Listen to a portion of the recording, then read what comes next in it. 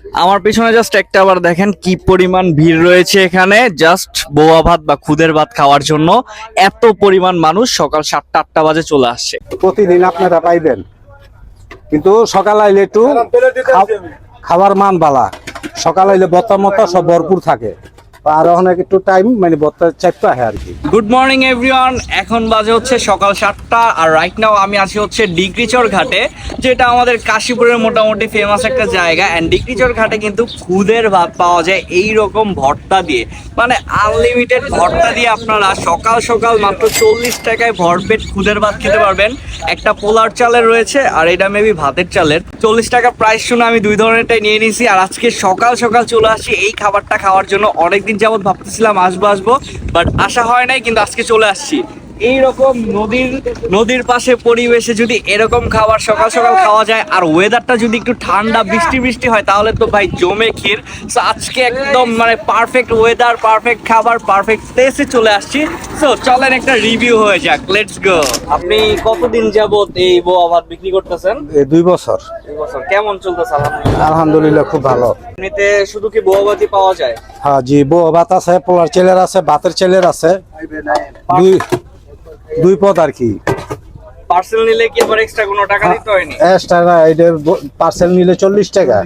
কারণ এই যে ডেক বইরা আনছিল শেষ মোটামুটি, কিন্তু আমরা নিজের চোখে দেখা 1 ঘন্টার মতো ছিলাম, অনেক কাস্টমার ছিল, শেষ হয়ে গেছে। জি, 1 ঘন্টার মধ্যে শেষ। ভর্তা কি আনলিমিটেড? ভর্তা কোনো ই নাই, যে লইতে আছে হ্যাঁ দিতে আছি, ভর্তার কোনো হিসাব নাই।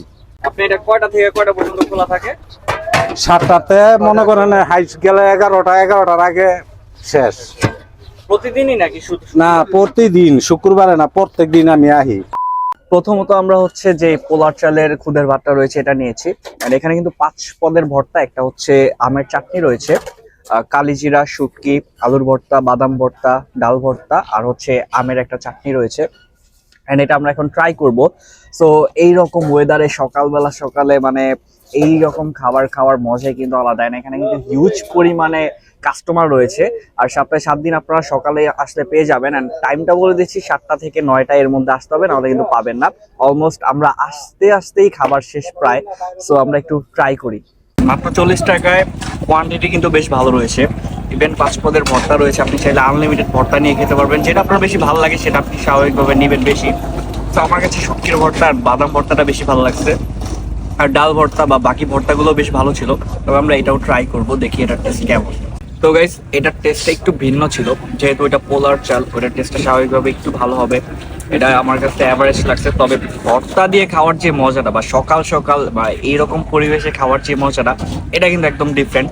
সো আপনারা যারা নারায়ণগঞ্জের মধ্যে আছেন বা আমার ভিডিও যারা রেগুলার দেখেন, তারা কিন্তু চাইলে এই জায়গাটা আসতে পারেন। আর আমার কাছে মানে সকালের জন্য একটা পারফেক্ট ব্রেকফাস্ট মনে হয়েছে। অ্যান্ড স্পেশালি আবারও বলছি, এরকম ওয়েদারে এই খাবারগুলো খাওয়ার মজাই কিন্তু আলাদা। তো আমার কাছে একদম বেস্ট লাগছে এই জিনিসটা, মানে এত বেশি মজাদার অ্যান্ড এত মানে কম প্রাইসে দিচ্ছে, যেটা আসলে স্বাভাবিকভাবে সবাই আসবে খেতে।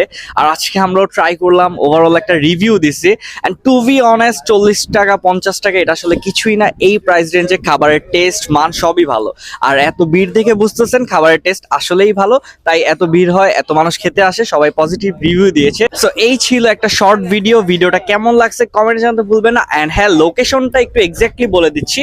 এই হচ্ছে ডিগ্রিচর ফেরিঘাট বা জামে মসজিদ দেখতে পাচ্ছেন, এর ঠিক অপোজিটে আসলে হাতের ডানে ছোট্ট একটা দোকান পেয়ে যাবেন। আর অবভিয়াসলি সকাল 7টা 8টা এই সময় চলে আসতে হবে, এরপরে আসলে কিন্তু খাবার পাবেন না। আর সিরিয়াল দেখে অলরেডি বুঝে গেছেন যে লোকেশন আর ভাইঙ্গা বলার কিছু নাই। আমার কাছে ভাই বেস্ট লাগছে। আল্লাহ হাফেজ।